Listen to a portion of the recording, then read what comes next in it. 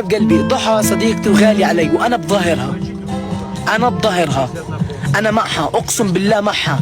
أوكي. لأنه البني آدمة بشوف أنا ما بتغلط مع حدا. تمام، أنا معها وأنا كثير بعزها واقف معها، وكانت شخص محترم وما شفت منه لحد الآن أي إشي غلط. تمام. وبيسمع الكلمة ولا بيغلط بأي إشي.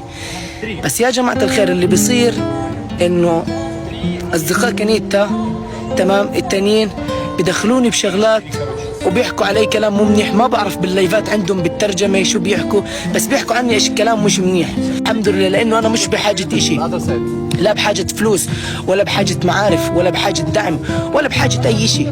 فتذكروا أي إشي أنا بعمله لصح. أنا ما بعمل إشي من فراغ.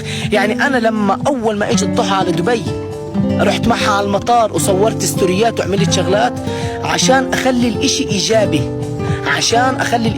عليها، ما يكون سلبي. لأنه إذا ضحى شافت الزلمة لحاله رح نسرح تحكي عليها كلام حلو. بس أنا خليت الإشي إيجابي لأنه هي ما بتغلط. أي واحد بيطلع، أي واحد بروح، أي واحد بيجي بقابل أصدقائه وهيك. فيا ريت حبايبي أي حدا بيغلط في حقي، يا ريت أي حدا بيغلط في حقي من العرب، من الأجانب، من أي الدول بيغلط وبيحكي عليه كلام منيح، توقفوا ضده عليه. وإذا بيحكي عليه احكوا عليه، واعرفوا وتأكدوا زي ما وقفت مع ضحى وأنا واقف جنب ضحى. وأي شخص يوم من الأيام شو ما كانت جنسيته احتاجني ولا طلب مني، اتذكروا كلامي كثير من يا حبايبي.